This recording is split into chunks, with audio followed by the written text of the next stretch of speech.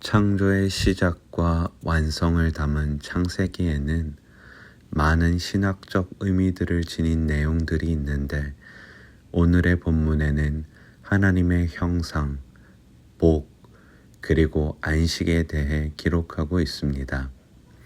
특별히 창조의 여섯째 날에는 하나님께서 땅 위의 모든 생물들을 그 종류대로 창조하셨는데 그중 사람은 하나님의 형상을 따라 그분의 모양대로 창조하셨습니다.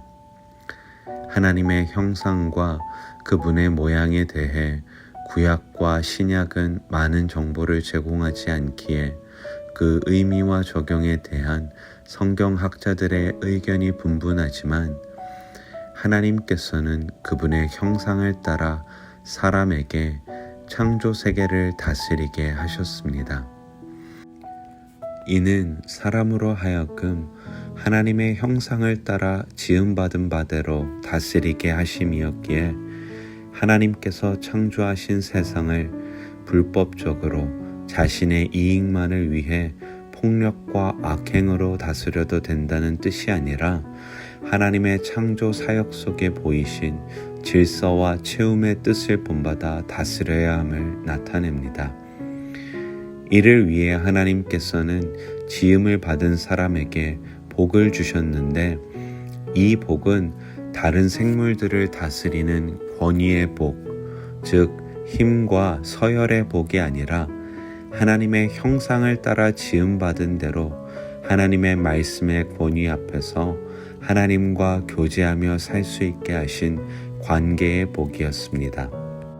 즉 하나님과의 온전한 관계를 유지하며 그분의 말씀의 권위 앞에 순종하는 삶을 살아갈 때만 하나님께서 창조 가운데 보이신 질서대로 살 수 있으며 그분의 채우시는 은혜로 말미암아 다스림의 의무를 다할 수 있음을 나타냅니다.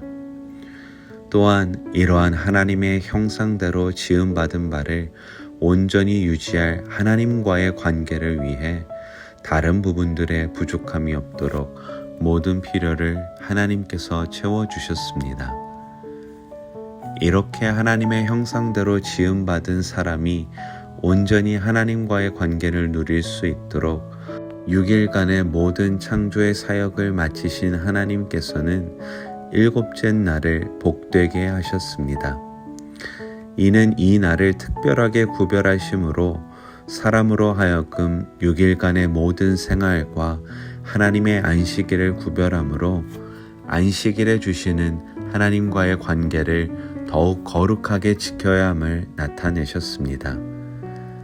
이는 하나님께서 창조의 사역 후 하나님의 쉼과 안식을 위하여 정하신 날이 아니라 사람으로 하여금 그 창조의 섭리대로 살 수 있게 하시기 위한 사람을 위한 사랑의 안식일이었습니다.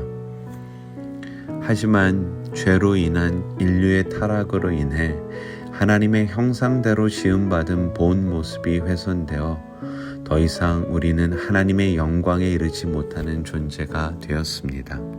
그럼에도 불구하고 하나님은 자신의 형상대로 지음받은 사람들과의 관계의 복을 회복하시기 위해 하나님의 아들을 이 땅 위에 보내주셨습니다. 그리하여 보이지 아니하는 하나님의 형상이신 주님 안에서의 죄사함을 얻게 하셨으며 이를 통해 하나님과 화목을 회복함으로 그 관계의 복을 누릴 수 있게 하셨습니다. 크리스천은 하나님께서 베풀어 주신 은혜를 통해 하나님과 화목함을 누리는 자들입니다. 이는 매일의 삶 속에 하나님의 말씀의 권위 앞에 순종함으로 그 말씀의 뜻을 쫓아 살 때 우리에게 허락하신 참된 복, 즉 하나님과의 관계를 온전히 회복하신 복을 누릴 수 있음을 나타냅니다. 이를 통해 우리의 삶은 하나님의 형상을 따라 지식에까지 새롭게 하심을 입은 자가 되었습니다. 지식에까지 새롭게 하심을 입은 자라 함은 바꾸어 말하면 주님을 알아가는 알미 우리의 삶으로 나타내어져야 함을 뜻합니다.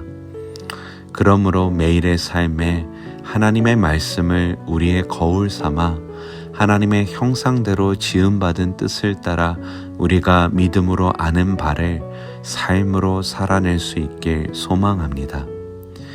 하나님의 형상을 따라 우리의 삶을 삶으로 살아냅시다.